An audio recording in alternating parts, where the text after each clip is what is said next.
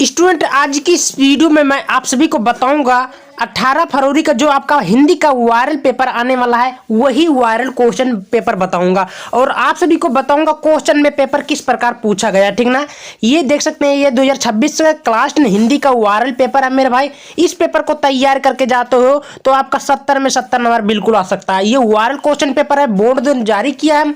इस पेपर को तैयारी करने के बाद आपका 70 में से 68 नंबर आराम से आ सकता है। ठीक ना, तो इस पेपर को 18 फरवरी को अंतिम रात पहले देख कर जाइएगा, पूरा हल करके जाइएगा। इस पेपर को मैं पूरा सॉल्यूशन बताऊंगा, उत्तर के साथ बताऊंगा और पेपर दिखाऊंगा क्वेश्चन किस प्रकार पूछा जाता है, जिससे आप लोग आसानी से अच्छा नंबर इंक्रीज कर सकते हो। ठीक ना, तो वीडियो को पूरा देखिएगा और वीडियो पसंद आती है तो वीडियो को लाइक करना, चैनल पर नए चैनल को सब्सक्राइब कर लेंगे। ठीक ना, पेपर का कोड 801BB पेपर का कोड है भाई, वायरल कोड है, यहाँ पर देख ही सकते हैं।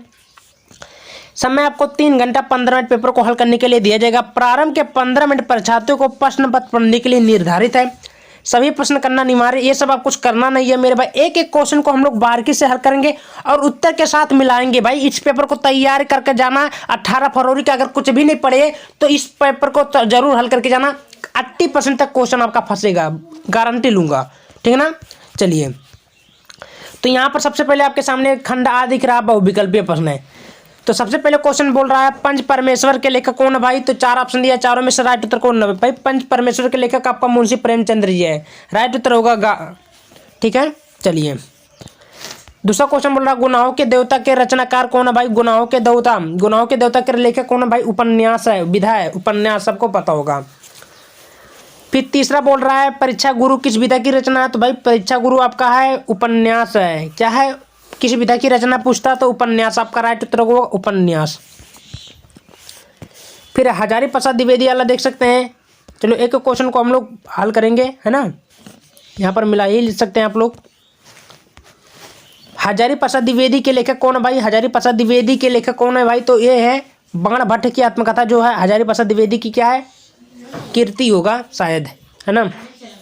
चलिए अगला क्वेश्चन आपके सामने बोल रहा है झूठा और सच उपन्यास के लेखक कौन है भाई। झूठा और सच उपन्यास के लेखक कौन है। तो सबको पता होगा यशपाल जी हैं। कौन है भाई, यशपाल जी हैं, ठीक है। फिर आपके सामने छठा क्वेश्चन बोल रहा है, यहाँ पर ध्यान से देख ही सकते हैं।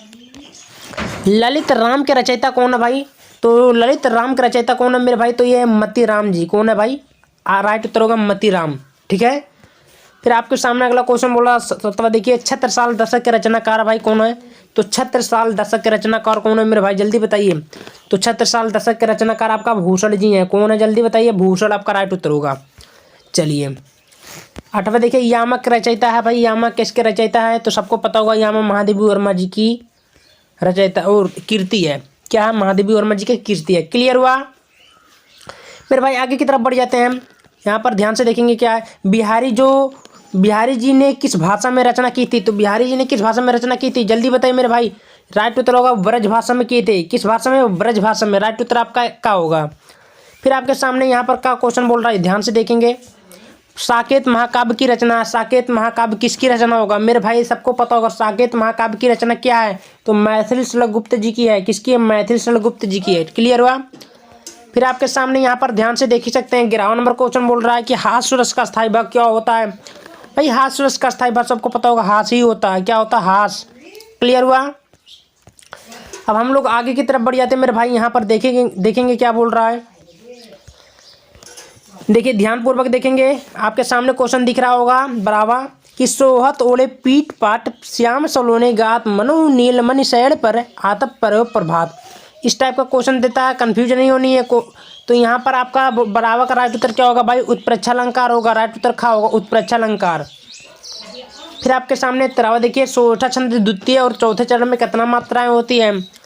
तो फिर भाई सोठा छंद में बोल रहा है कि कितने मात्राएं होती है, सबको पता होगा। तो सोठा छंद और द्वितीय और चौथे चरण में 13 मात्राएं होती हैं। राइट उत्तर होगा खा। चलिए आगे की तरफ हम लोग बढ़ जाते हैं। चौथा अनुशासन में प्रयुक्त उपसर्ग है भाई। अनुशासन में प्रयुक्त उपसर्ग कौन सा है, सबको पता होगा का अनु हो, क्या है, अनुशासन में प्रयुक्त उपसर्ग क्या भाई, अनु। क्लियर हुआ। चलिए फिर आगे की तरफ देख लेते हैं। प्रत्यय के भेद होते हैं। प्रत्यय के कितने भेद होते हैं। तो भाई प्रत्यय 2 प्रकार के होते हैं, सबको पता होगा प्रत्यय 2 प्रकार के होते हैं। क्लियर हुआ। आगे देख लेते हैं खीर शब्द का तत्सम रूप है भाई, खीर शब्द का तत्सम रूप क्या है? क्षीर है, क्षीर। खीर का तत्सम रूप क्या होगा? क्षीर होगा। आपके अगला क्वेश्चन बोल रहा है यहाँ पर देखिए, जीवनम में विभक्ति का वचन है भाई, जीवनम में विभक्ति वचन कौन सा है? तो इसका जो राइट उत्तर होगा प्रथमा विभक्ति एक वचन होगा मेरे भाई। क्या होगा? प्रथमा विभक्ति एक वचन। क्लियर हुआ? चलिए फिर 18वां क्वेश्चन देख सकते हैं, क्या बोला उसको भी क्लियर कर लेते हैं। विकारी पद कितने प्रकार के होते हैं? तो विकारी पद आपका कुल 4 प्रकार के होते हैं मेरे भाई। क्या प्रकार के होते हैं? 4 प्रकार का। तो ये बहुविकल्पीय प्रश्न आपका समाप्त होता है। अब मैं आपको वर्णनात्मक प्रश्न दिखा देता हूँ किस प्रकार बोला है, ठीक है ना। और वीडियो ज़्यादा से ज़्यादा शेयर करेंगे, पसंद आए तो लाइक भी करेंगे, क्योंकि बहुत आसान से या बहुत मेहनत करके आप सभी को प्रोवाइड करना पड़ रहा है। तो प्लीज़ लाइक सब्सक्राइब जरूर करना। यहाँ पर देखिए, निम्नलिखित पद्यांशों पर आधारित प्रश्नों को उत्तर दीजिए। यहाँ पर देखिए 6 नंबर का बोला, तो चरण कमल बंधो हरिराई, जाकी कृपा पंगु गिरे लंगे, अंधे को सब कुछ दर्शाई, बहरो सुने गूंग पुण्य बोले, और रंग चले सिर छत्र धराई। तो ये सूरदास जी का पद है। देखिए यहाँ पर इसका संदर्भ लिखने को बोला, व्याख्या लिखने को बोला, फिर क्वेश्चन बोला इसको करना। तो ये आपको सूरदास जी का पद में किया है, पूरा कर लेंगे तो आपका यहाँ पर 6 नंबर मिल ही जाएगा। फिर अथवा करके देता है, उसको नहीं आता तो जगत वाला कर सकते हैं, छोड़ दीजिएगा, ठीक है, केवल एक ही करना होगा। यहाँ पर आपके सामने ध्यानपूर्वक देखेंगे, संस्कृत गद्यांश में किसी एक संदर्भ का हिंदी में अनुवाद कीजिए। ये 5 नंबर का बोला भाई। तो वाराणसी सुविख्याता प्राचीना नगरी, इयं विमल सलित लंगाय गंगा कुले स्थिता, अस्य घट्टानाम मोलय कीर्ति। तो ये बोला वाराणसी बहुत ही प्रसिद्ध पुरानी नगरी है, ठीक ना। तो इस प्रकार आप लोग हिंदी में इसका अनुवाद कर सकते हैं, और वाराणसी पाठ से लिया गया है, तो आपको सबको पता होगा। अथवा करके बोलता है, उसको नहीं तो नीचे वाला भी कर सकते हो, ठीक है।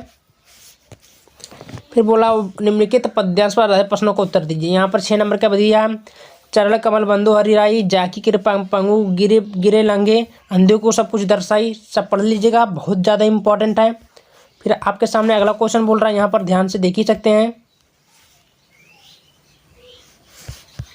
ठीक ना। ये तो हो गया, चरण कमल बंधु हरिराई हो गया था हमारा।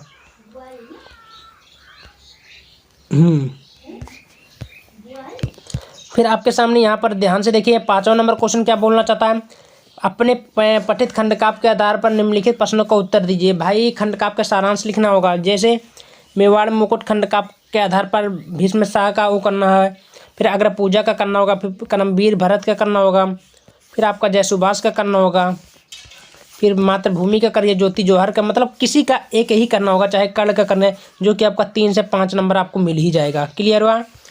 चलिए 6वां देखिए, निम्नलिखित में किसी लेखन का जीवन परिचय देते हुए प्रमुख रचना को उल्लेख करें। भाई जीवन का वो लिखना है, जीवन परिचय लिखना होगा। अभी मैं बताया हूँ, जैसे जयशंकर प्रसाद का हो गया, आचार्य रामचंद्र शुक्ल जी का हो गया। तो ये जीवन परिचय बहुत ही ज़्यादा इंपॉर्टेंट है, तैयार करेंगे तो आपका ही पूरा का पूरा 5 नंबर बनने का रेडी रहेगा, ठीक है।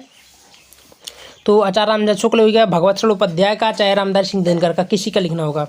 खा देखिए, निम्नलिखित लेखक में किसी एक लेखक का जीवन परिचय देते हुए उनकी कृतियों को उल्लेख करें। तो भाई तुलसीदास का कर सकते हैं, सूरदास का भी कर सकते हैं, महादेवी वर्मा का भी कर सकते हैं, राम नारायण पांडे का भी कर सकते हैं, किसी का करना होगा। फिर 7वां नंबर क्वेश्चन देखेंगे, क्या बोला, अपने पुस्तक के संस्कृत खंड में पाठ्य पुस्तक से कंठस्थ कोई श्लोक लिखे जो पेपर में ना आया। भाई कविता लिखना होगा। तो यहाँ पर उसके बाद में बोल रहा है 2 दिन के अवकाश के लिए आप प्रधानाचार्य को पत्र लिखिए। भाई एप्लीकेशन लिखना होगा। फिर अपने गाँव अथवा शहर में बिजली की समस्या के लिए अधिकारी को पत्र लिखिए। फिर आपके सामने यहाँ पर 9वां नंबर क्वेश्चन देखिए, क्या बोलना चाहता है, निम्नलिखित में किन्हीं 2 प्रश्नों का उत्तर दीजिए। भाई 2 नंबर का आपका मिल ही जाएगा। चंद्रशेखर काशी, चंद्रशेखर कौन था? तो चंद्रशेखर एक भारत वीरा था। विश्वास से श्रेष्ठ का वाराणसी कियंता विश्वविद्यालय संति पूर्व राजा काशी। तो क्वेश्चन बोला तो अपने तरफ से क्वेश्चन को हल कर लीजिएगा, ठीक ना। देखिए ज़्यादा क्वेश्चन कठिन नहीं है, आराम से हल करेंगे, पूरा का पूरा नंबर मिल ही जाएगा। 10वां देखिए, निम्नलिखित में किसी एक का विषय पर निबंध लिखिए। जैसे प्रदूषण समस्या पर लिख सकते हैं, विज्ञान वरदान पर लिख सकते हैं, आतंकवाद की समस्या पर लिख सकते हैं, विद्यार्थी जीवन पर लिख सकते हैं, भ्रष्टाचार पर लिखेंगे। किसी पे लिखेंगे भाई तो आपका टोटल को 9 नंबर मिलेगा।